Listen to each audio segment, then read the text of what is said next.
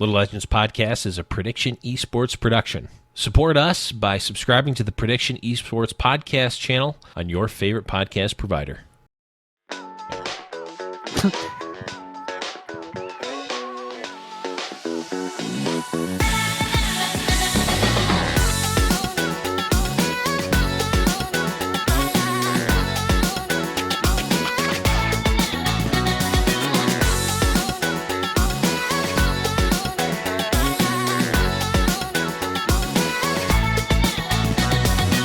Hey, everybody, and welcome back to Little Legends Podcast, episode number Dirty 30. I am my God. your host, Blevins. Joining me, even if it's reluctantly, it's Boom. What's up, buddy? I'm blinking in Morse code right now. I'm just going to say it out loud. I am blinking in Morse code. I need help. Dirty 30.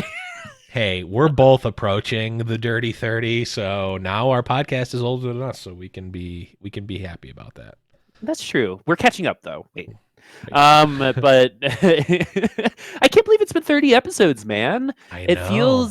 It feels both long and short. You know what I mean? Like, it feels like we've gone through so many iterations of TFT, but we're only on like month 4.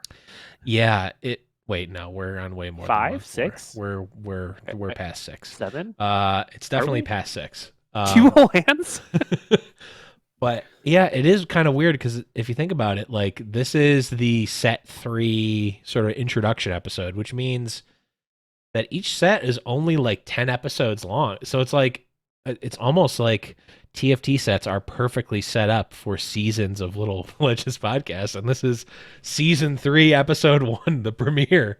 Or wait, no, I guess this would be the finale of season 2, right? Yeah. Yeah. Whatever. This is season 1. This is season 3. No, it's been just so exciting because as we take a little bit of a step back, of course you're here for everything that's space related, battle pass boosts, new Little Legends. Of course we'll talk about the most obvious, tastiest Little Legend choice I've ever seen, new S tier name and taste. We'll talk about it. We'll talk about it a little bit later, but we just want to once again just say thank you to the community. It's been absolutely amazing seeing it grow, and the fact that you guys are like sticking around is nuts to me. And the other thing that like really warmed my heart, Blev, and I'm sure it like did for you, and this was honestly something I kind of needed, right, was to see everyone playing PvE in the Discord, right, and like being like, oh, this thing is like awesome, like this is a true community. These people might have not ever met each other, and now they have this thing in common, and they're playing games, and you never know what comes out of that. And that's like the most exciting thing I think we've done so far. It's just see that grow into a point where people feel comfortable like hanging out with other members of the community, and then we get to do it too. But really it's just all about you guys. And so it's been 30 episodes. It's been awesome. Only 29 for me. Kenobi did have to sub for me. That's true. For one, but regardless, this Dirty 30 for Blev and episode 29 for me feels absolutely wonderful. And thank y'all out there in the Discord and the community for being so great. Yeah, it's been absolutely great. I mean, woo, voice went away. We saw a bunch of community members that went to PAX together. We saw Wonder Mellow and Mad Hatter and Eric Thomas at PAX. Eric Thomas rocking the "Ready for Battle" shirt, and it was just great seeing people who are a part of the community just playing TFT and being out there. It's awesome. Yeah, and we started this because we love the game. That's the root of it all, and we've been lucky enough to be introduced to other people who also love the game through this, and we are eternally grateful. I didn't mean to sound as sarcastic as I did because I'm like really serious about that. But thank you so much. I gotta maintain my like heel persona somehow. Right? It's one of those things where it's really tough when you are sarcastic all the time because I come across the same. Like everything I say is a joke most of the time. So whenever I'm trying to be genuine, it's like I have to explicitly say, this is not a joke. And I get that sometimes me saying this is not a joke is in and of itself the joke, but this is not that case. And I also get that it goes ad infinitum, but in all honesty, no joke. No fooling.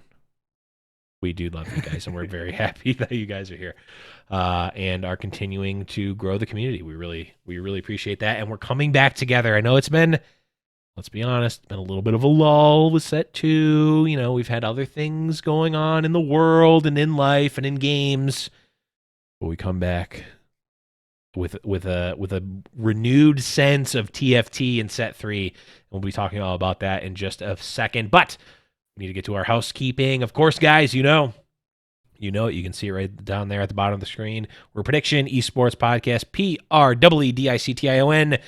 Search it on iTunes, Spotify, wherever you listen to podcasts, and make sure you are subbed to that. It really does help us. You can also check out our YouTube and Patreon, the Little Legends Podcast, everywhere. Twitter at LIL Legends Pod. Also, make sure you're checking out Giant Slayer. We're doing game nights, and this Friday, unless PBE is down for some reason, is gonna be Set 3 game night in space. Twitch.tv/Giant Slayer TV. And make sure you're joining discord.me/Little Legends Podcast. That is the place to be. The Discord is where you can find all the links to everything. Anything that Boop and I see, we're posting in announcements or resources or anything. We're posting community stuff that you guys are making or content you're creating, different tournaments and whatnot. You want to make sure that you're there to see that. And you also want to make sure that you're there because you can get your Ready for Battle shirts from the Designed by Humans site. It does support us, so any shirts or merch that you buy do support us quite a bit. And I don't have anything confirmed yet, but Boop and I have been talking about some shirts for a Set 3 shirt that we definitely want to do. We might not go as ambitious as we talked about, but we will be putting out another shirt, which means that the Ready for Battle shirts will go on hiatus when that happens. So if you are a true game nighter and want to represent the Goofy Jackson Ready for Battle, you're definitely going to want to check that out. Links are in the description of this podcast as well at discord.me/Little Legends Podcast. Okay, Boop.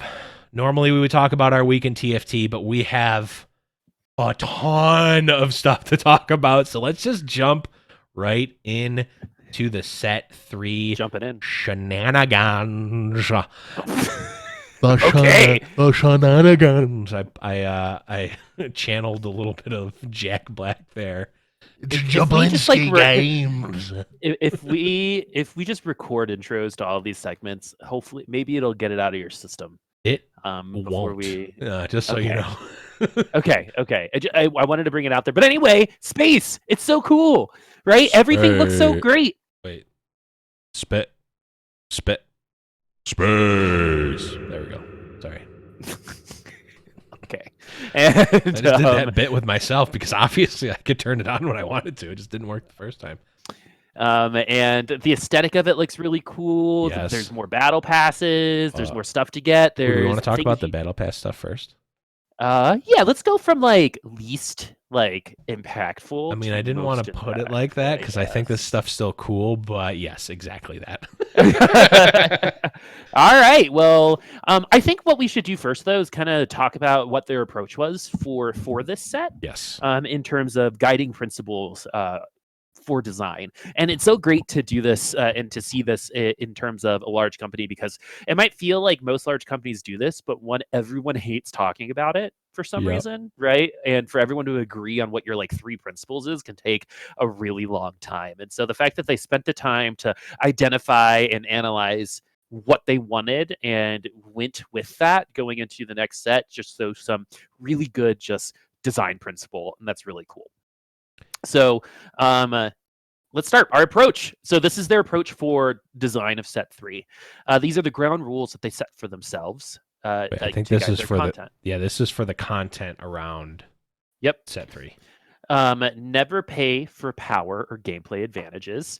That's the entirety of the first rule. So basically they're saying, all right, we're never going to be pay to win. No pay to win.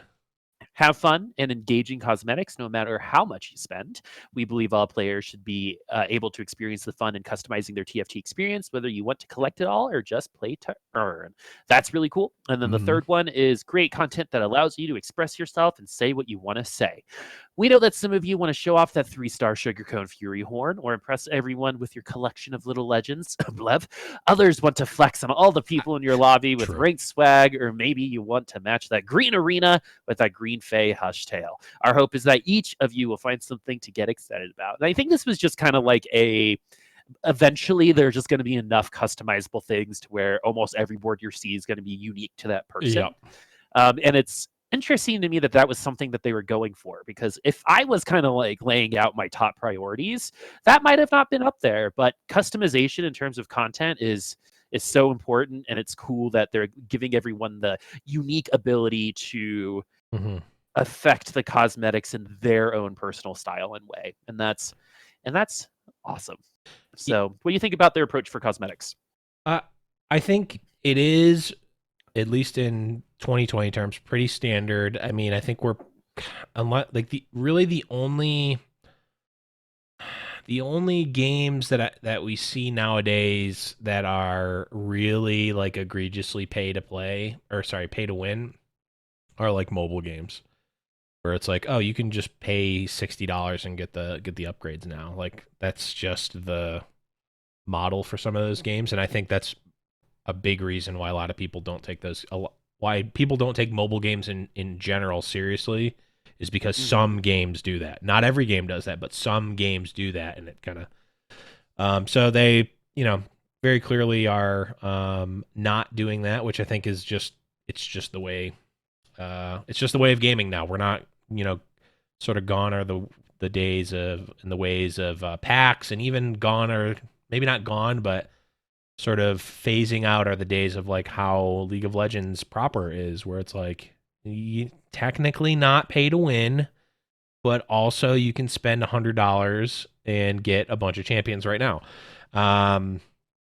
So none of that. You never need to pay anything for TFT if you don't want to. You can just play the game, and really you're paying for cosmetics. The Fortnite and other games have sort of adopted this, and it seems to work for them monetarily. And honestly, I mean, that's great for me. I mean, that's what I want. You know what I'm curious about? So like there is some like Dark Star skins that came out, like Dark Star Lux. So like Lux did not need any other skins. Right? She's got, I think, the most in the game, and then she just got 2 more. So I wonder if there's ever a world where like TFT's like, oh no, we need 1 more Dark Star skin, guys, and then we have like a complete origin of 6, right? And then so somehow Lux gets a Dark Star skin. They get to sell it in League, but also make a whole new origin in TFT. I'm not saying that's what happened. I mean, it'd be interesting to see if there's ever a time where TFT drives some content. I mean, Dark Star Lux is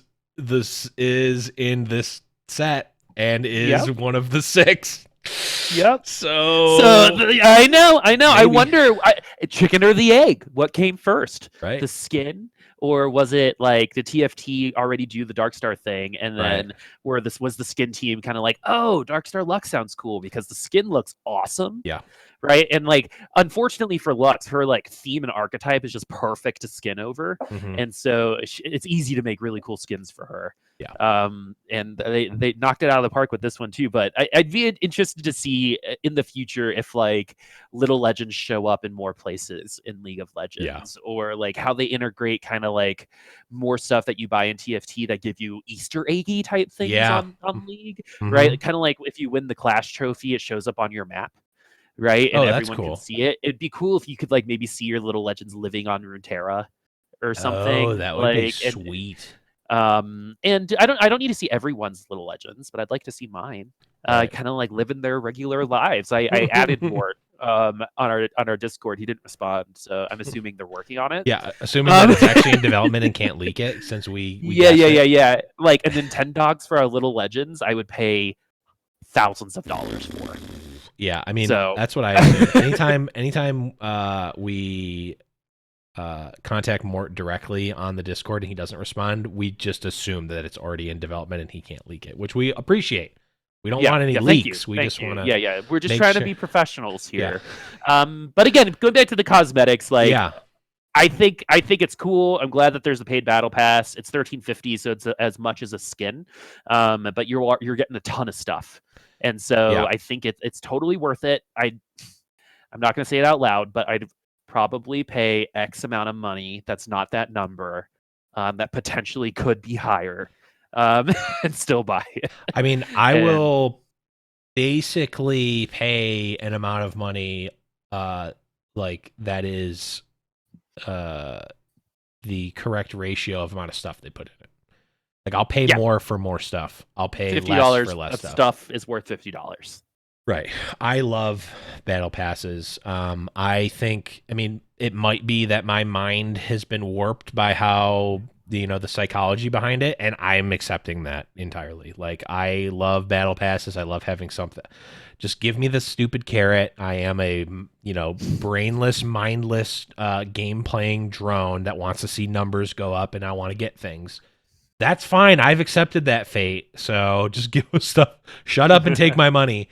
I mean, we've talked about that before, but yeah, I mean, right now, like, even in game nights, like, I like to switch up my little legend. I like to, I'm a Kiki main right now, but like, I like to play different ones, and like, sometimes it's fun, and we troll each other with the different little legends, and the taunts are a factor. The way that they look is a factor. I like to match the little legend to the board as well. Like, I think that's a cool thing, even though, like, I like using my Freljord boards, but sometimes I'll be like, ooh, I want to do like a red little legend and a red board, and like, that's fun. And I think some people, like, that is a even bigger thing for some people. So I think having that and like building up to that is definitely something cool. And I also like, and we'll talk about these ranked rewards, these ranked, special ranked little legends as well. Like, I like showing off the, like, hey, I got silver, or I got master, or whatever, or I didn't get diamond because it was where you ended, not the highest you got. I want my diamond season 1. But yeah, I mean, overall, like, battle pass, paid battle pass, regular battle pass, thumbs up. Ranked reward, little legend, thumbs up. Space themed, like, this is what's cool. We're getting the Galaxy Pass Plus will get an astronaut mole diver variant. So like, it's not even just making a new one; it's going back and adding something to an old one. That's awesome. The little spaceship UFO sprite. You get attached to that first generation, right? Like, when I saw the river sprite in the UFO, right? The river sprite in the UFO, I was like, oh, come on. And then I saw Squink. Squink is so good. And then, my goodness, also probably right? Like, so good. Probably in many ways. But yeah, I think they've like. I think this speaks to just like their overall design philosophy. I think they're just running like the design team there. You got to give props to Mort and the team behind them, because it's a lot of people, but they have a vision and they're going for it. Yeah. Right. And it might not have been the right decision in the past, but this feels awesome for some reason. Right. And it's not really for some reason. It's the thematics, the aesthetics, the choices you get, the customization, right? It's starting to feel more and more like a complete game and experience, and less like an alternate game mode to play while you're tilted on League. Yep. Right. 100%. This is something that you can actually take seriously and play. Right. And we're getting closer and closer to what that full experience was, because now that I have set 3, it obviously wasn't set 2. Right. So you know what I mean? But before set 3, I maybe could have made a stronger argument that set 2 was closer to what I wanted. But now that I have this, I think this is what I wanted. So I know like there are people who don't like RNG and stuff like that. But in terms of customization and user ability, like these boosts, have you gotten to that part yet? The boosts? So they're the booms, yeah. So the booms that are part of your battle pass, the paid one, changed the graphics of the missiles the damage that attack the other little legend, right? Like, I wouldn't have thought of that, and so like that's not that we actually they probably didn't even need to put that on this iteration. Right. Right. But they did. And that's really cool. And that kind of customization might make things look busy, especially in the world of space. But I think that's kind of it. The world of space is colorful in this world. Yep. Right. And I can even tell by like the character portraits, like there is a lot more color, but not really, because the shade is all kind of the same. It all has like this purpley, spacey kind of shade to it. So it's not like completely overbearing, but this is what I wanted. And I didn't know it until I read all of this stuff. You know what I mean? Yeah. Right? Like I would have been fine with arena skins, Little Legends again. To be completely honest with you, right? If like the quality was up and we weren't paying, but a paid battle pass and in time for mobile's launch and all this other stuff, and the Little Legends don't suck, because that would be the other thing, right? Real good. Yeah, even the Moldiver, you're making the Moldiver cool. That takes talent. Next up is the Forest Spirit one. Make that one look cool. You're really earning your paycheck. That is true. Yeah, just like even the like, hey, guess what? We might in the battle pass. Maybe what if it's like a thing where like the battle passes, we like update. We give you like a themed. We give you a themed like retro Little Legend. That would be sweet. Just as like a thing. Like there's gonna be a new river sprite for every set that comes out. That's just like cool. Skins, right? Like I remember them being like, well, if we gave them a special Little Legend, they wouldn't use any other ones, right? They're moving away from that as we're getting a victorious Little Legend. But I think the thing that really shows is, I have like 5 Lux skins. Yeah. Right. And there are plenty of characters, especially now that you get skins and chests that I have multiple skins for. Right. And I switch between them. Like what I'm feeling, right? Just like you. If it's a green board, I don't want to use like an orange Little Legend. Right. Kiki and green. My pink Kiki does not look good on green. Right. So you gotta think about it. But this is going to be great. The other thing that they have here are new boards. They're going to be way more thematic. That second one here with the circles is like ASMR for my eyes. I don't know why, but I love it. It's actually my computer background. Which one are you talking about? The second board, the one with the circles in the middle. Oh, yeah. Yeah, that one just like feels nice to me. I don't know why. No, I hear you. But like it's almost calming just to look at it. Yeah.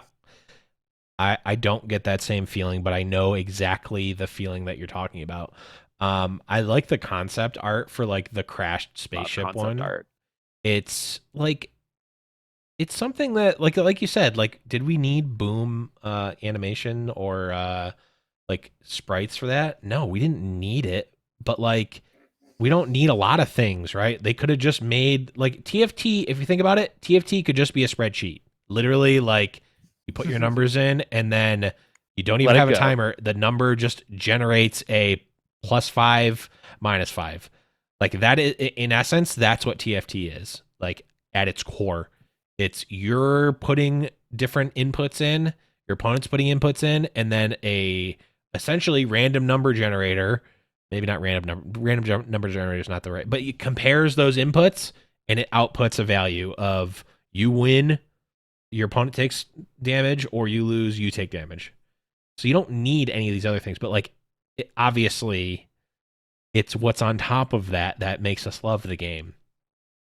In as well as the strategy, which I think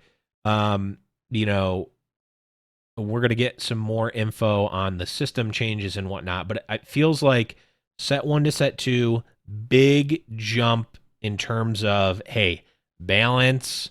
We're making big decisions and changes in terms of how certain ultimates work. We're changing how, the board dynamics, obviously with the hexes and all these other things that we talked about ad nauseum before. This feels like, hey, we got some of that down. We're still making big changes. Obviously, this set has some crazy stuff that we'll talk about in a little bit. But also, like, we're adding the next layer that we're actually adding on here is that this is a game layer. This is not just ARAM. This is not just Twisted Tree Line, which essentially we're just kind of there and just like League, but it's not League, This is its own game. The only thing that would make you think that it's not is that it's in the League client, which from what we've heard, is going to be the case. And for we don't know how long, maybe forever. But we're getting the mobile client. Obviously, we're getting mobile launch sometime soon. And we're getting, the things that we would expect from a mobile game, like outside of the fact that it's been on PC for 8 months or whatever. Like if this, like they're getting it to a point where when this launches on mobile, people who have never listened to Little Legends podcast, who have never played League of Legends, who are just on the Google Play Store or the Apple iTunes Store are going to see this game and be like, oh, that's weird. This looks like Auto Chess or Dota Underlords, except it's got this cool penguin thing. That's cool. Let's play it. League of what, totally. Jins? I've never even heard of that before. Or like, I think so. Like you don't even need to. So it seems like we're getting that level of, or that layer added onto it, and that feels good. And like, I think that's the type of thing that a lot of people take for granted. It's the sort of stuff that I love. I love the cosmetics. I love skins. I love battle passes. I love all that stuff. And I also love competitive play as well. But I think like the game itself and the game balance is one thing. The competitive aspect is another thing. And then another thing is, what do you get to look like in the game? That's just what it is. Some people don't like each of those. I'm calling them Triforces to complete the video game nerd reference. What does the U.S. government call it? A bicameral? What is it called? Like 3 branches of government. There's a word for it. I know what you're talking about, but I don't know what it is. I know this is such a good "Are you smarter than a 5th grader" question. Yep, and I am. The answer to that question is no, Alex. Even though it's Jeff Foxworthy who hosts that show. Each one of those Triforces doesn't like, some people don't care about any of those, but each of them is very important to the game overall. So, long story short, for this entire little Galaxy's content, Teamfight Tactics, Galaxy's Pass, and more is 2 thumbs up for me. That's same. Let's quickly talk about their note on mobile before we head out here. Yep, and I wish I didn't just click off of that. Yes, the note on mobile here is that, once it loads up again. For those of you who want to fight tactically in your bed, on a train, or the 10th meeting of the day, TFT Mobile is coming soon, complete with cross-play and shared progression on your account. So in summary, basically what this means is everything on your mobile account and your League of Legends PC account will be the same. It'll be the same battle pass. And progress will be earned at the same time for both. Yep. So you play a game on your mobile, you play a second game on PC. Those are both counting towards the same battle pass. Yep. So there's no excuse to not play TFT all the time once this does come out. And, something before we move on to, we've got the mobile client coming. We got arguably the prettiest, I think, looking set we've gotten so far. I think what people, and even I didn't realize, and you got to give more some credit, is this was going to be the competitive set. Right? So this is going to be where the most eyes needed to, were going to be, right? Especially since this is the set they're releasing on mobile, right? So this is the game. Like, this is what I feel like they must feel is the closest to what TFT should be, right? Because this is it. They're putting everything on set 3, really. Whatever set released with mobile was going to be the set that kind of determined everything. And I'm really happy it's this one, because I'm already excited. I haven't played yet, but to be this excited even before touching, like that feeling of, I can't wait. Like, I love this podcast and everything, but it's like, I can't wait to go play on PBE, right? We were actually like trying to figure out a way to like make it like, to like make it appropriate for us to play during the podcast. Right. But And I'm glad to have that feeling again. And it's so weird to me that the feeling's on a game like this. It really cool. I'm an FPS, MOBA guy, fighting game guy, and this is the game that's still calling me back. That's really you got to give props to that team in general, because I don't think I'm the only one in that world. So no, I mean, set 3, I was about to be like, we're really hey, depending Boop, on I'm it, feeling man. real sick today. Don't take a look at your friends list on PBE. I might be logged in, but believe me, I'm throwing up. Don't worry. No video games when you're sick, Blevins. You gotta walk uphill both ways to school. Wait, that doesn't in the snow. No matter. That doesn't make any sense. But what does make sense is that, 100% agree. This, whatever set they released with mobile was going to be the set. It is like naming conventions aside, set 1, set 2 were alpha in a lot of ways, like testing. And I mean, without explicitly saying that, they've said that a lot. Like, hey, we're playing around with a lot of different things. We tried these changes. We're making drastic changes. Okay, we're taking back some of the, or we're tapering back some of the changes. Like, it has been, big changes, system updates, tweaks, balance patches, all that stuff that you like at a rate that you don't. I mean, I guess you kind of see it in regular League for the 2-week cadence, but not especially in set 1. Man, they were pumping those out. Like, remember B patches every week? Like, you remember those? It was so easy to do shows. Yeah, I know, right? Like, thing in the world. Yeah, those B patches. Thank God, because we would have had that awful version of demons. For longer. Have you met Mana Reavers? But Mana Reavers are more like Hush. I think. Have you ever played against Hush? It sucks. But no, we'll talk about that in a bit. But yeah, I mean, to put a bow on this, like, it feels like the first 2 sets we got the skeleton and the sort of organs of TFT, to put this more graphically, and now we're still tweaking those things around, and like we can make the structure a little bit better. We can get them stronger, put some more muscles here and there. But like now they're adding on like the skin. As graphic and morbid as this sounds, I mean it in the like. Oh my God! They're adding the soul to super topical to a video I just watched. Let me explain. God, if you start talking about something disgusting, I'm canceling the podcast. No. This was actually like a super cool thing. So basically, it was a documentary on how people are like, now there's this enough science to where you can reconstruct a skull's face by like making musculature that would most likely have fit on that skull. Yeah. And apparently you can like discern like what their nose and their eyes and their hair might have looked like. Yeah. Right. So like basically these 10 students got like these unidentified bodies skulls, and like built from like the bottom up. They started with the skull, then added, the ligaments, and then the bones, and then added the skin, and then finally added all like the designer pieces. Right. And they all looked like different people. It was crazy. That is crazy. But this is that's like your example, right? Yeah. It's you don't know what the face looks like sometimes when you're only on the muscle layer. Right. And now they're putting that on. Yeah, now we're kind of just waiting for some makeup.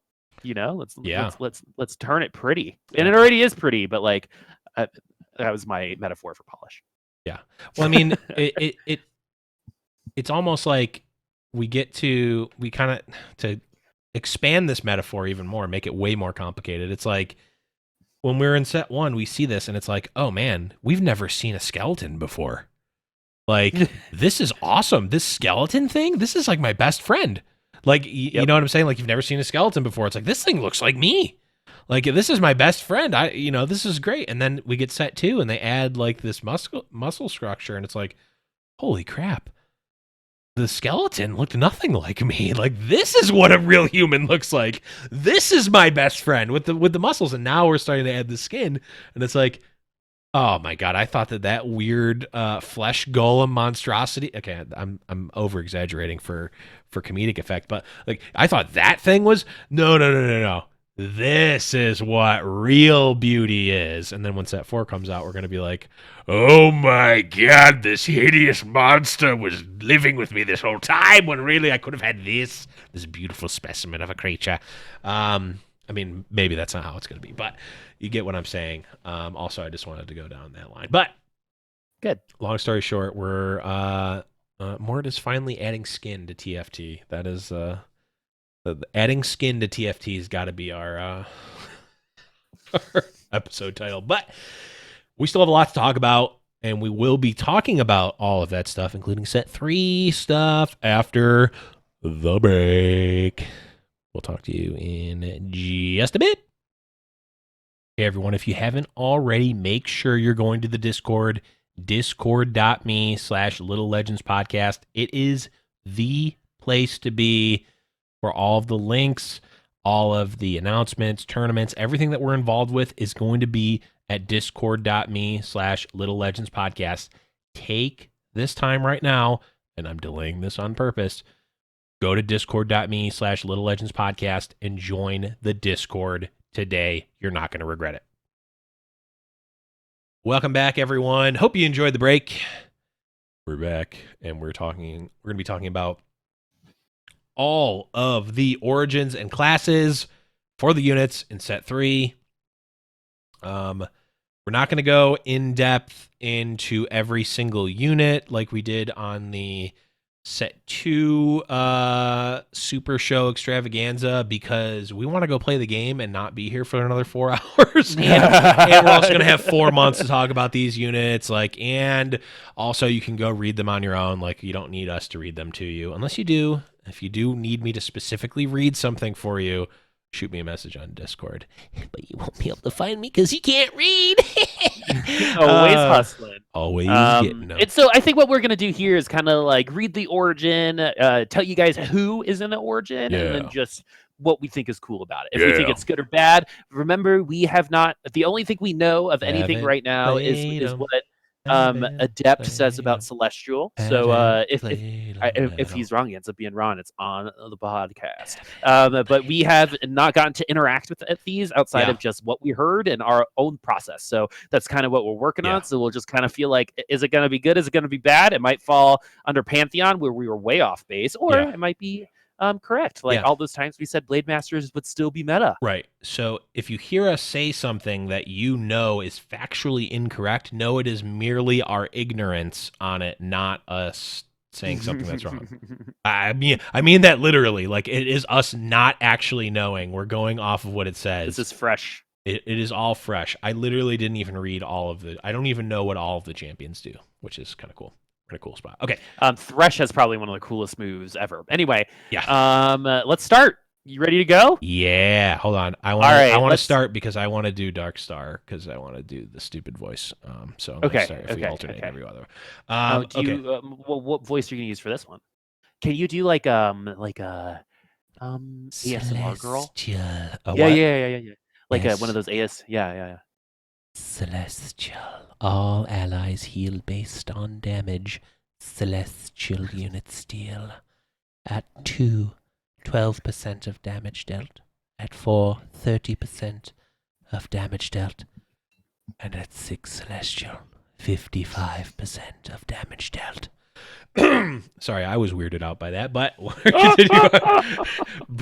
Boop has never been happier in his entire life. We've got... Is this Rakan, Rakan? Okay. Rakan. Of course. Yeah, Xayah and Rakan are lovers, and my whole 2 space champion is based off of Xayah and Rakan. Oh, okay. They look like, what are they called in this? What is that race? What race are they? Celestial. No, I mean Celestial. But I mean in League, what are they? What are the Fox people? Vestaya. So I'm playing Curse of Strahd right now. There's the Vistani in that one. Oh, okay. So the Vestaya might be something else here. Yeah, I think it's something like that because Set is half that, and I know any champions that came out after TFT I've been following very closely. But yeah, they're like Kitsune in Magic the Gathering. Yeah, and I hope this website switches Xayah and Rakan, because in the splash art they're actually looking at each other. So if Xayah and Rakan would just be switched, they could be the splash art and be looking at each other's eyes. Well, anyway, this is Mobalytics, and I'm literally having the co-founder of Mobalytics on my Legends of Runeterra show tomorrow, so I'll tell him to do that. Okay, thank you. I appreciate it. I'll be in the chat. So yes, Rakan, Xayah, Xin Zhao, Xin, Ashe, Kassadin, and Lulu are all of our celestial units. Lulu is a rank 5 celestial this season. She looks cool. Ashe is back, a celestial sniper, so no rangers.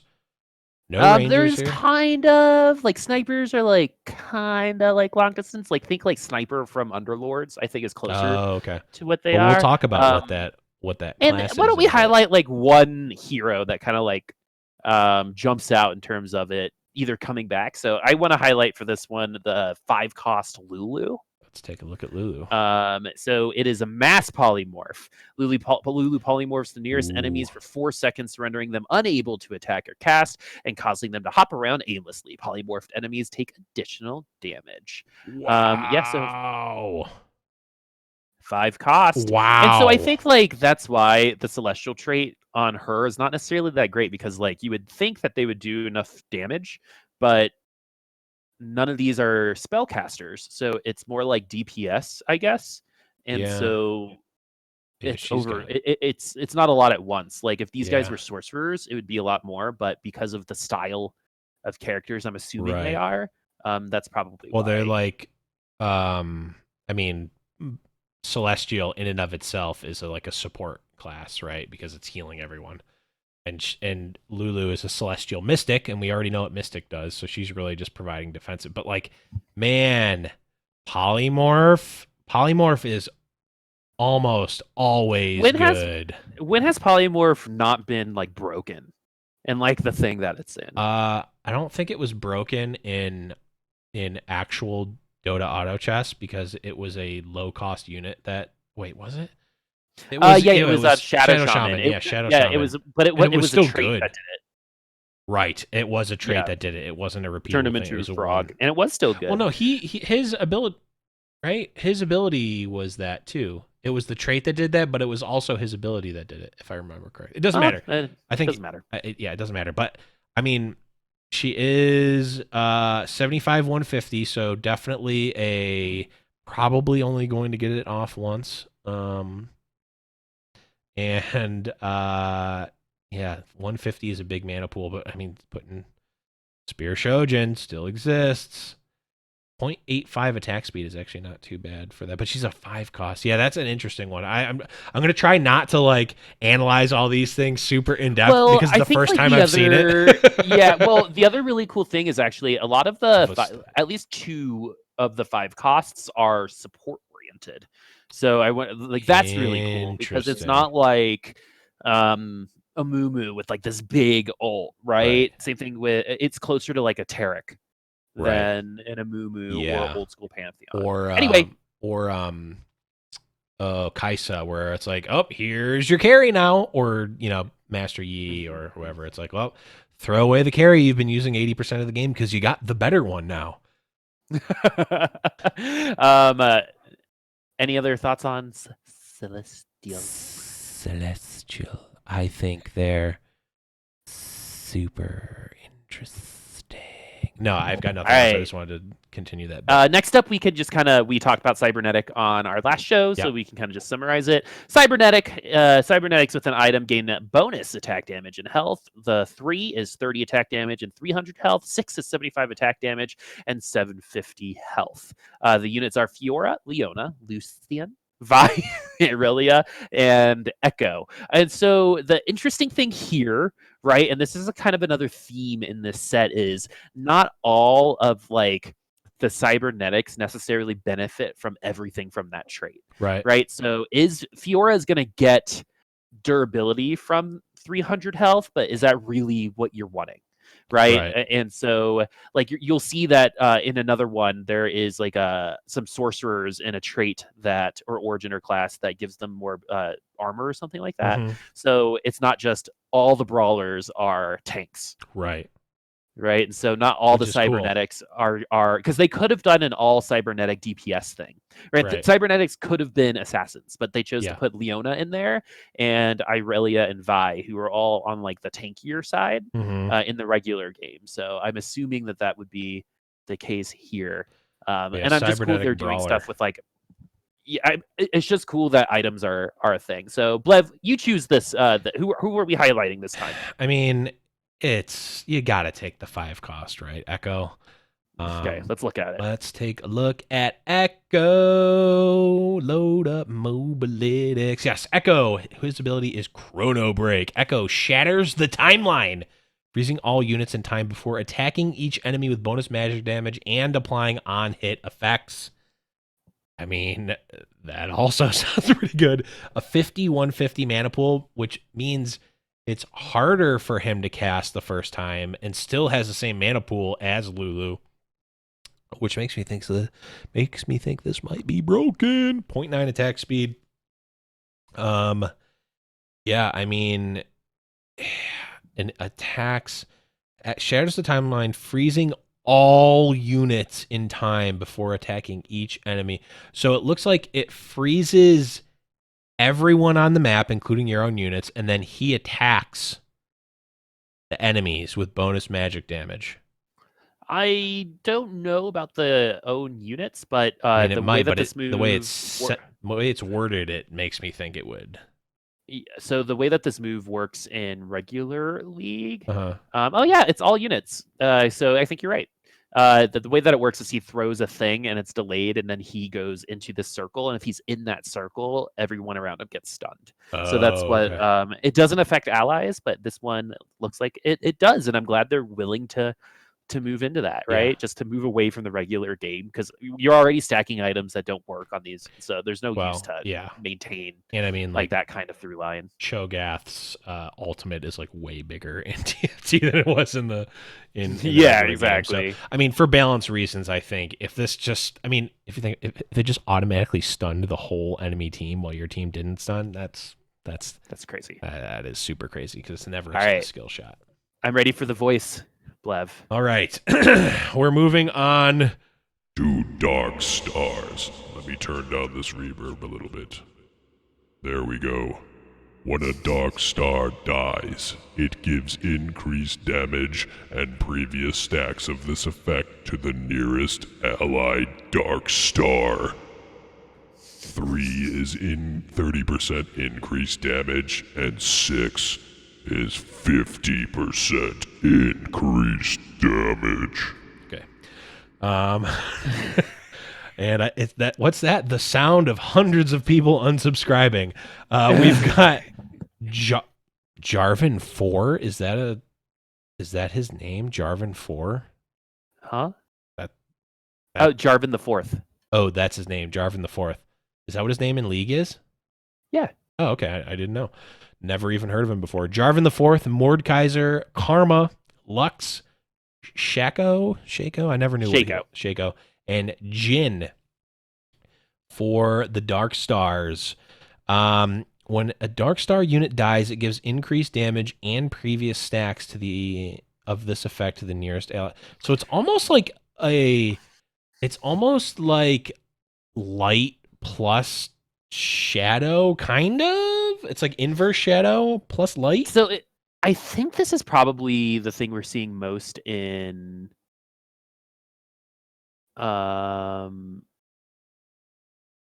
sorry, I just totally lost my train of thought. What was I saying? We're talking about Dark Stars and where we're seeing. Let's I think we've been seeing a lot in post your comp. Oh, maybe.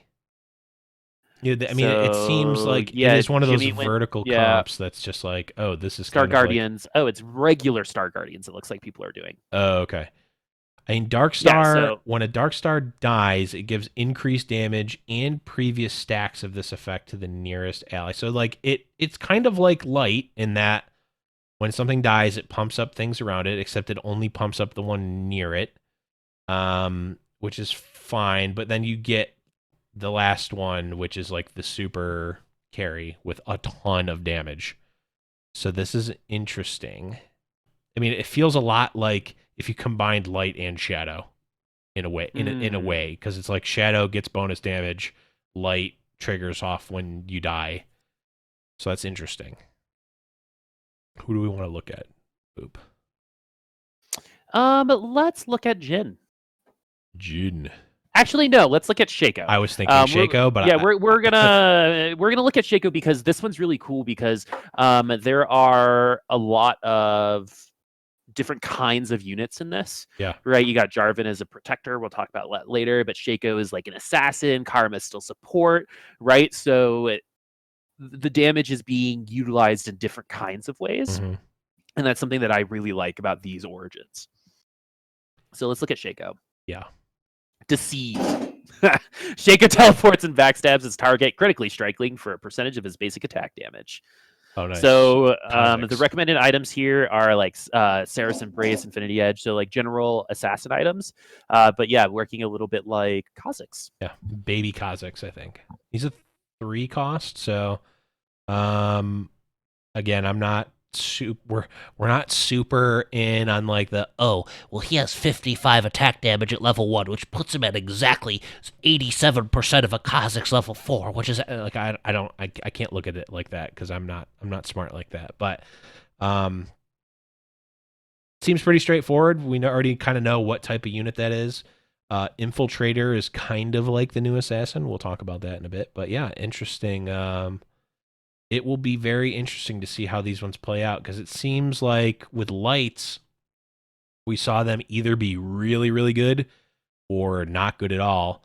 But this also, like, they don't heal each other, which is very different from lights. So it seems like you're really going to have to, like, you actually, like, almost paradoxically want to put only defensive items on these carries because they're going to, like, the trait itself gives you the damage. So that's actually really, really cool to think about. Like, is it a good idea to potentially make Shaco a tank so he's the last to die? Right. Right. And then he gets all of that extra crit damage. Yeah. Or is it better to front load that damage? Yeah. Well, we shall find out. We Next will up, find out. Chrono. What should Chrono sound like? Well, it's one line, so pick whatever you want. All allies gain attack speed every 4 seconds. That was great. I'm so sorry. That was great. 2 10% attack speed, 4 20% attack speed, 6 40% attack speed, and the members of Chrono are Caitlyn, Twisted Fate, Blitzcrank, Shen, Ezreal, Wukong, and Thresh. And Blev, I'm sorry, I'm choosing for you. You have got to look at Thresh's ability. All right, let's take a look at Thresh.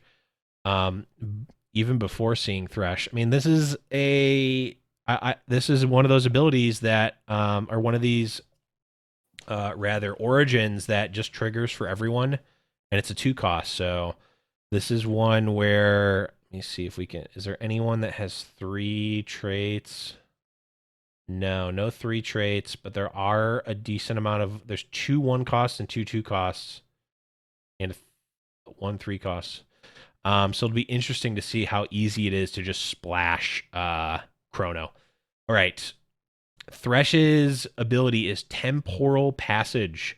Thresh tosses his lantern towards random units on your bench, pulling them into the current combat and granting them and himself bonus mana. What? Look at the 3 cost. All 9 people.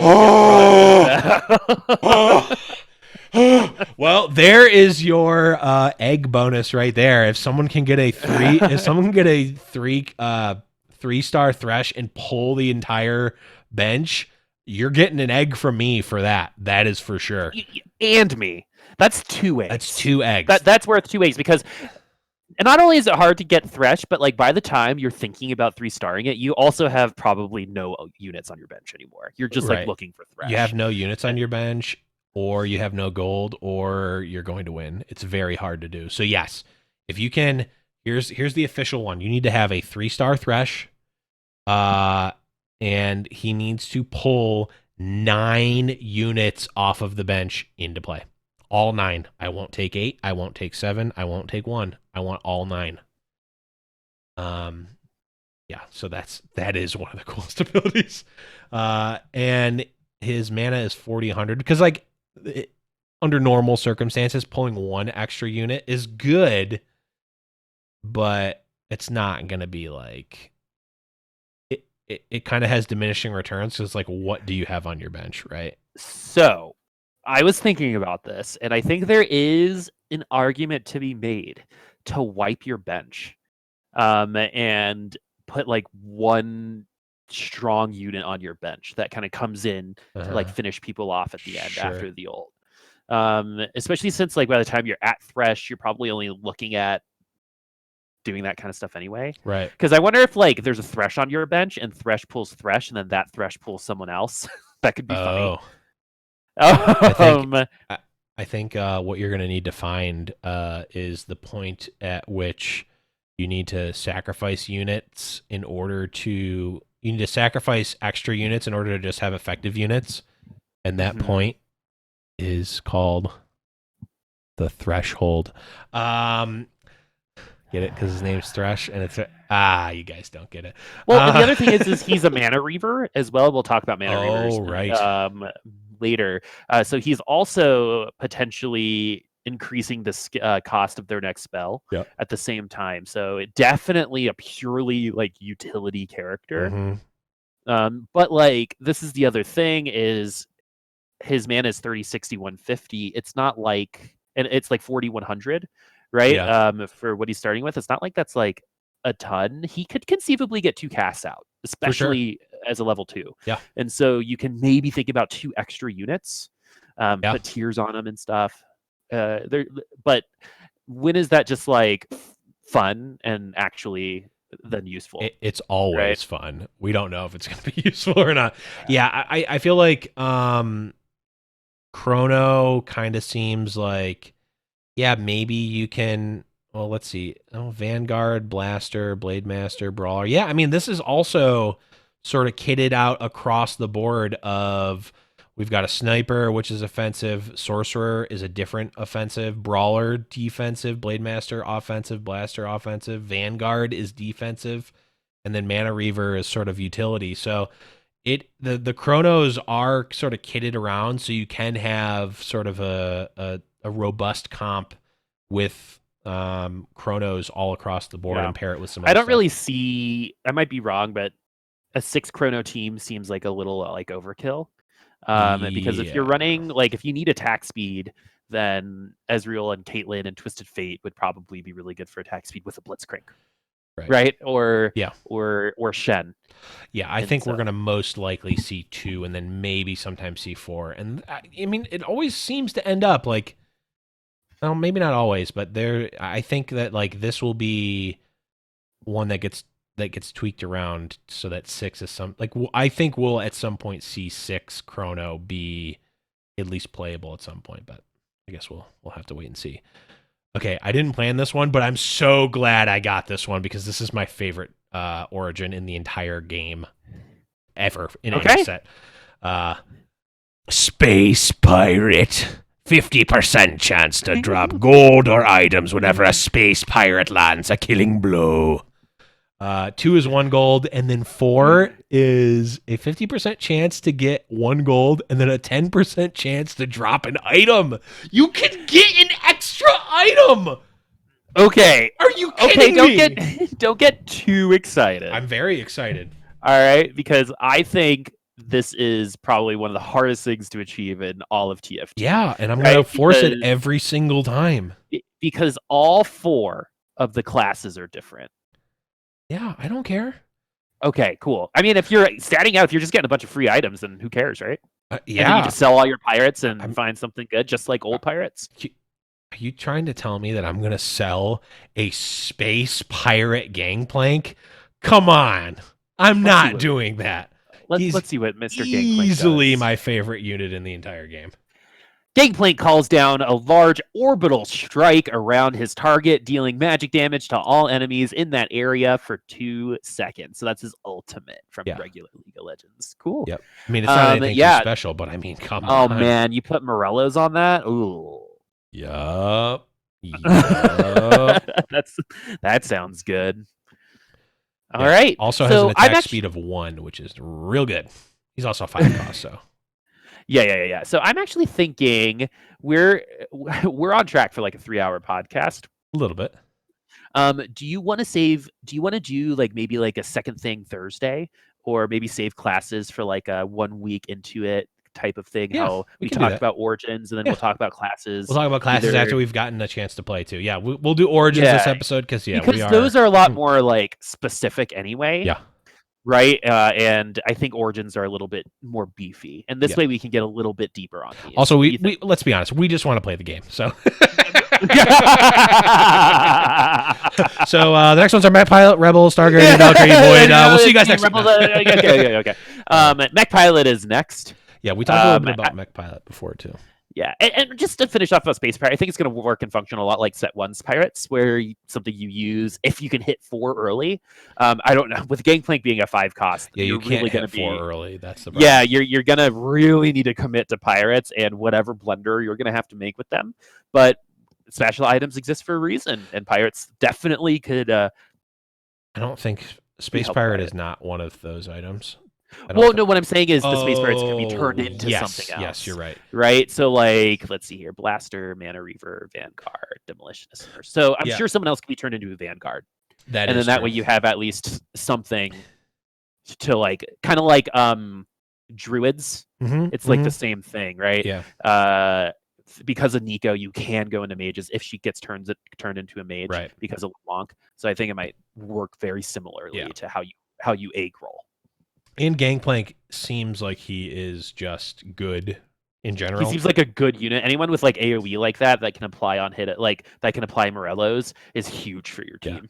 Big AoE. The Space Pirate thing is obviously super cool if you can get 4. I mean, it's at the point of the game that you're going to have him, the 1 gold, I guess technically like the 0.5 gold around you're getting is not going to be super is super relevant, but we're also not. I'm not 100% sure how mercenary works, so we're going to talk about that. And then demolition is pretty cool. The other thing is there's less gold in the game, so 1 gold and its value is more. That is true. So like 1 gold is worth more. It's funny because it's like worth 1 gold, but it's the weight of it. Inflation. Yeah, exactly. Deflation. Exactly.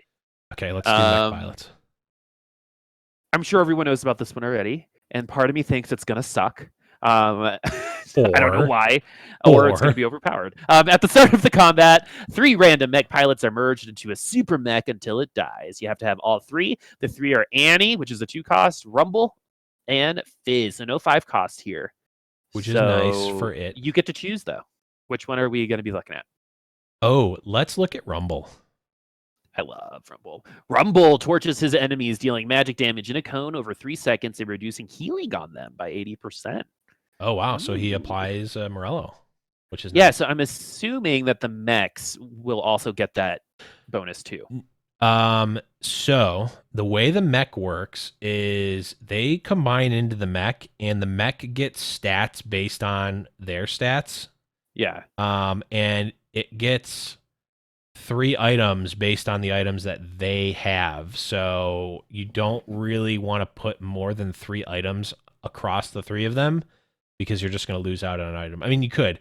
And what I found out is when the mech dies, they come back. Like, they jump out of the mech after the mech dies. So, like, it's not... I was wondering, because I'm like, that kind of just sounds bad, because it's like you're basically killing 3 units to put all of your eggs into 1 mech basket. But actually, you're kind of not. You get them back, which is really cool. So, I think this is going to feel more like a bit like Elementalist did in Set 1, but not exact. Like Elementalist was, if you got it early, it was really strong because Daisy was always the same tanky. strength. Yeah. And she like fell off in the late game. The mech scales with them. So like if they are crappy, the mech is going to be kind of crappy. But if they're strong, like you can invest in it and have a really strong mech, which is cool. So definitely very interesting. And the fact that you get the units afterwards is super strong. Rumble, and the mech's ult is, it's like a big 2.5 second AoE stun, which is kind of cool. Okay, cool. So I don't know how I feel about that. I got to do it. And it's actually really funny because on Mobalytics, there are already popular comps. Yeah. And one of the mech ones is Mech and Cheese. And I'm already loving everything. Oh, Mech and Cheese. All right. Mwah, mwah. So good. Chef's kiss. Chef's kiss. Your turn. Yes. Give me your best rebel voice. Oh man. At the start of combat, rebels gain a health shield for 8 seconds and increase damage for each adjacent rebel. I don't know where that one came from, but I went with it. 125 health shield and 10% increased damage at 3 rebels, and 200 health shield and 15% increased damage for 6 rebels. We've got a weird looking alien looking Malphite. We've got Ziggs. Odyssey Malphite. Oh, nice. Yeah, that's it. Ziggs, Sona, Yasuo is back. Master Yi at a 3 cost. Jinx. Girl Jinx is back. And Aurelion Sol as the 5 cost Rebel Starship. I mean, we gotta look at Asol, right? He's the singed of this set. Starships are meant to fly. Okay. Yeah. Excuse Let's. me. Oh wait, am I? No. You're taking. This Oh, one. I'm doing this one. Okay. Mobilize the fleet. I've been watching so much Battlestar Galactica that hits home. Aurelion Sol, great show by the way, one of the best. Aurelion Sol launches fighters, which fly out to random enemies, deal magic damage, and then return. Aurelion Sol launches all ready fighters plus 3 additional when he casts. Fighters Ooh. prefer to target nearby enemies. Oh, so he's like a mothership in. Yeah, he's StarCraft. like that Protoss unit. Yeah. Yeah, mothership in StarCraft. Interesting. And then the starship ability or the starship origin is kind of like Alchemist for Stinged, where it's a one-off and he's the only one. Starships continuously circle the arena and cannot basic attack. So he just like, I guess, goes around the arena and doesn't actually basic attack. He just kind of flies around and shoots out his mobilized fleet, which is pretty sweet. Yeah. And he's a rebel too, another kind of like mixed bag of classes within the singular origin. Right.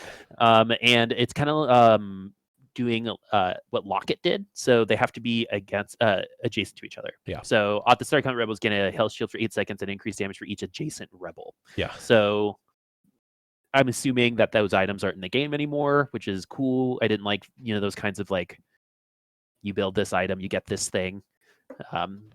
And so I'm happy that they're kind of moving some of those things like Hush's ability into... Yeah, Hush's ability is out, I think. Yeah, and then moving that into Mana Reavers, right? Now you're kind of moving the Lock of the Iron Solari into Rebels, which is cool. Those are still there, if I recall correctly. Well, if they are Iron, the Lock of the Iron Solari plus Rebel buff, that's going to be nuts. Yeah, Locket is still there. Scales will start. Yeah, Locket is there. And cool. Yeah, I could definitely see like a triple Locket Rebel comp totally working. Yeah. And Zeke's is still there too. Yeah, Zeke's and Locket seem like those. Put them on. It seems really interesting. All right. Star Guardian. You got to go for it. Whenever a Star Guardian casts, all other Star Guardians gain mana. 3, 10, 6, 20. You got Poppy, you got Zoe, you got Ari, you got Nika, you got Syndra, you got Soraka. Star Guardian is the most popular skin line that League of Legends has ever had, apparently. Oh, nice. And we're seeing it here. I'm actually interested to see why Zoe's not a Dark Star Guardian, because she plays like the villain in one of the things, but because whatever. They don't know yet. I have no idea. I'm just making stuff up at this point. All right, let's see here. Star Guardian. Let's look at Soraka, because Soraka is another one where they moved the 5 cost into utility in healing as opposed to like a big AoE ability. Yeah. So this one's Wish, which is her ultimate in regular League of Legends. Soraka heals all allies. Nice. 350 at rank 1, 500. I mean, 500 is a lot of healing for everybody. And I think that's why they're giving some of these AoE. I think inherently with the set, Morellonomicon and Red Buff get that much more popular because there's a lot of healing. Like just the fact that Soraka is in the game, you're potentially going to have to think about a Morellonomicon if you see it happening, because it's the only way you're going to be able to debuff that healing, or else everyone's just going to get healed. Everyone is going to get redemption. Yeah. Yeah, it's. I mean, she does have a big mana pool, 150 total, 50 starting, which I mean you don't want her to cast right away, right? Because yeah, she's a 4 cost, not a 5 cost, sorry. Right. 4 cost. You don't want her to cast right away but as the user of her, because you want your units to actually take damage, but like 150 is a lot of mana to get that second cast off. But if you can get it, I mean, whew, it's definitely going to be strong. Yeah, I mean, we did get some clarification. We did we do know, and actually it was in the article. Sorry guys, I didn't read through the entire article line by line last week. I know. I got pointed out that I can't read. I know. That the tier spatula item does make a Star Guardian, and we also got confirmation that the distribution of mana is exactly that. It is, if there's 6 Star Guardians, each of them get or if there's 5, let's just say there's 5, you have 6 total and there's 5 left, they'll each get 4 mana for the 20. It'll get, the 20 mana will get chopped up based on how many there are. So it's not broken. But being able to turn certain units into a Star Guardian could definitely be huge, especially like if you can find a really low mana cost or low mana pool unit that can cast over and over and over again, like it's going to fuel the Star Guardians. Like thinking of like if you can find a 60 cost, if you can find a 60 mana, oh no, I guess you wouldn't be able to do that. I wonder if any of the Star Guardians have 60 mana. I wouldn't be surprised if they didn't, because then it's like you put 3 Seraph's Embrace on them and they cast and then they cast and then cast and cast and cast and cast and just give everyone infinite mana. Ooh, I want to see that if that's possible. But will be very interesting to see them play out. It does seem like they're like the mages of this set, because and they're literally also a lot of them are sorcerers as well. So like sorcerer Star Guardian sort of pairs well. It seems like that's the sort of magic AP based or class rather or origin.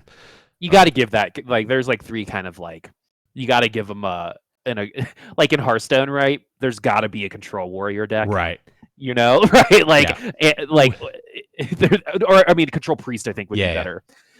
There's got to be a Zulok. Like there's got to be a Zulok deck. Yep. There's got to be a face hunter or like a mid-range hunter deck, right? Yep. And so those archetypes work for a reason, and I think we're seeing like just like sorcerers being one of those archetypes coming back in terms of like we have Blade Masters back too, which is very interesting. I'm sure Mort's going to put something out about that soon, because I'm sure we have a lot of questions. But moving on, Star Guardians are definitely the sorcerers, and then it's going to be really important, and you can make a Star Guardian, which is awesome.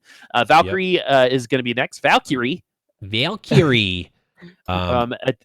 Was this you or me? Oh, this is me. Yeah, you did your. Yeah, Star this Guardian. is you. You got to do Valkyrie like passionate, like Valkyrie attacks and spells always crit targets below 50 health. Nice. That was what I got for you. I like 2 is active. Yeah, if you've got 2 of them, that's what happens. And we've got a 2-cost Kaisa, a Kale at 4 costs, and Misfortune at the 5 cost. Yeah, I heard through the grapevine that Misfortune is a little bit better this time around. Okay, so that leaves a lot of room for how good she actually is, because that could be anywhere from barely playable to broken. And so she also has some pretty good DPS. So at level 1, for example, her DPS is 66, Kale's is 40. So she's going to be pushing out more auto attacks. I don't know about attack speed. Of course, that can change things. 1.1 is a lot. Yeah, and so all of these units will benefit from attack speed. Kale, Misfortune, and Kaisa. Yep. Misfortune, I would probably lean a little bit closer into getting her ult casted. I don't know. Kale and Kaisa, though, can definitely stack attack speed and hopefully crit. So these are going to be kind of your Ranger-ish type of thing here. It's like Rangers plus Predators. And spells, almost. though. So Misfortune's ult is going to crit at lower than. This is the same. This is the same ult, right? Bullet time. That's the same ult from set 1. Crazy. Interesting. Yeah, and what's really cool is like it's not just pirates that you can get upgrades on. One thing that we will talk about class-wise are mercenaries. And so mercenary is Gangplank and Misfortune, and mercenaries can be paid gold to upgrade their abilities. So you can give them gold to upgrade their abilities instead of having to just search for units that you don't even really want. Right? You can spend that is that gold. how that works? You can spend that gold in other ways to help Gangplank and Misfortune. Oh, now that's interesting. I was wondering how that works, and we'll see obviously when we play the game. But that, I mean, which is hopefully soon. Hopefully, very very soon. That opens up a very interesting space for TFT where we can have sort of activated abilities for these. Yep. It's like, one-time only uses, right? Like those kinds of things exist in this world, and why not try them out? Yeah, love it. Well, there's a lot of reasons, but there's a lot of reasons. For that, yeah, but so there's. Anyway. This seems like a pretty low barrier way to do that. Totally agree. All right, the last one. Void. Voids deal true damage. Hold on, I can give you a really good like creaturey sounding Void voice because I can actually do like a really weird. Okay, do it. Voids deal true damage. That was my actual voice. You know, if you don't get a voice acting job out of this podcast, I'm going to be pissed. Like this particular podcast should be your real. Did you right? Did you ever play Heroes of the Storm? Yeah, I did. Remember Dahaka? Oh, Dahaka. I can do that voice. It hurts a lot. Experimentation is limited. Yeah, it hurts a lot to do that voice, but I can do. So yes, Voids deal true. Voids are back. Voids are back. Void Cho is sins back. Confirmed. Kha'Zix is back. Infiltrators are like the sins. We'll talk about those next week. But we got to talk about Vel'koz, right? Vel'koz. It's Shuma Gorath from Marvel vs. Capcom. Oh, I know I want to play the game, but I got to tell the story real quick because let's hear it. Speaking of Shuma Gorath, so I was at PAX 2017. Mm-hmm. There is a GameWorks there, and there is a Marvel vs. Capcom 2 cabinet there. Ooh. Which is one of like the rarest cabinets out there. It is, especially of that quality, it is very hard to find like an authentic MVC2 cabinet. And so I'm really good at fighting games. MVC2 is a game that I like trained on. Yeah. And I was winning a bunch of drinks, and then finally this guy comes up and picks Shuma Gorath, right? And I'm like, okay, all right, the worst character in the game. Yeah. And I get spanked by one character, his Shuma, and he ended up being one of the developers of the game. Oh, that's and I awesome. was like, that ended up Justin being like, Wong? No. So like, basically, I ended up taking a round off of him, which is something that didn't happen for the rest of the night. Yeah, but he like was one of the creators of the game, and I got to meet him. That's awesome. Of Shuma Gorath and that's him beating sweet. my. Anyway, sorry, tangent, but I thought that was a cool story. That is a cool story. I wished it was Justin Wong, but no matter. I wish it could have been better. So. Wow, his name's not actually Shuma Gorath. Vel'koz's ability is Life Form Disintegration Ray. Vel'koz channels a ray of energy that sweeps across the battlefield over 2.5 seconds, dealing magic damage per second to enemies hit. So, big ol' beam of damage. Yep, it's a death ray. Yeah, but I think it's more like, is it like it shoots and then like waves across like in a cone, or is it like an ASOL? It's not like ASOL. It's like he shoots and keeps doing it. Oh, okay. So it'll be zzz, gotcha, as opposed to pooh. It's funny how those sounds describe exactly what the abilities do, and I know exactly the difference between those two things. That's hilarious. Yeah. You're welcome. I actually thought my ASOL sound wasn't bad. No, it was quite good. Except it needed to be a sneeze, but you know, that's okay. I still to this day, after having played set 2 of the song, still have not gotten an Inferno ASOL. It's crazy how I haven't rolled one yet. What happened to it? I swear I saw an ASOL in one of those images. Mort talked about it. They essentially took him out because his ability is too close to Lux's in set 2, and they replaced him essentially with Brand. And that was there's nothing more interesting than that. But I keep the joke going that like I still haven't gotten one. Are they gonna do a second drop before set 3? Yep, they're gonna put 10.5 as the addition of Inferno ASOL. It would be fun if they did like an experimental mode or something where it's just all of the trashed TFT champs and abilities. right? Like all of the failed iterations of all these Right. people in a game. Just the most broken things ever. That would be great. Yeah, because if everything's broken, is nothing broken? No, your experience playing the game might be broken, which I think is the most important thing. Okay. Well, we'll talk about Little Legends next week too, because we have to kind of explore. Yeah. We want to play the game, everyone. That's that's really what it boils down to. Those are our origins here. Celestial, Cybernetic, Darkstar, Darkstar, Chrono, Space Pirate, Mech Pilot, Rebel, Star Guardian, Valkyrie, and Void. We'll be talking about the classes and Little Legends and all that stuff next week, but man, just talking about it makes us want to play so bad. I know, man. I am literally not. I'm thinking about not eating right now because I haven't eaten dinner. Yeah, and I was like, maybe I could just wait till 11 and play and get something I can eat while I play. I'm thinking about not eating a second dinner, which is, that's something. But so we're going to leave it at that, guys, and we are going to and gals and everyone, we're going to be talking about all the classes and whatnot next week, as well as any other news. I know Mort also mentioned that there are some system changes as well that are going to be addressed, so there's going to still be a big episode next week. I think I've got a guest lined up, but I'm not going to announce it yet until we get everything finalized. So we should have a really cool episode for you next week. But, Boop, let's go play some games. In the meantime, where can people find you on the internet? Twitter.com/Booposaurus Yeah, you can find me in the Little Legends Podcast Discord. Discord.me/Little Legends Podcast. Make sure you are there. If you're not already, you can also go to any watching on YouTube or somewhere else. You can go to any podcast platform, type in Teamfight Tactics or Little Legends Podcast, and we will be there. But yeah, guys, just go play some Set 3 PBE. Game night this Friday will be 9 Eastern, twitch.tv/GiantSlayerTV. Join the Discord if you want to play. We're going to be playing Set 3, and it's going to be a blast. But guys, gals, and everybody else, it is time to go play some games. We'll see you guys next week where we'll go over the rest of the Set 3 stuff.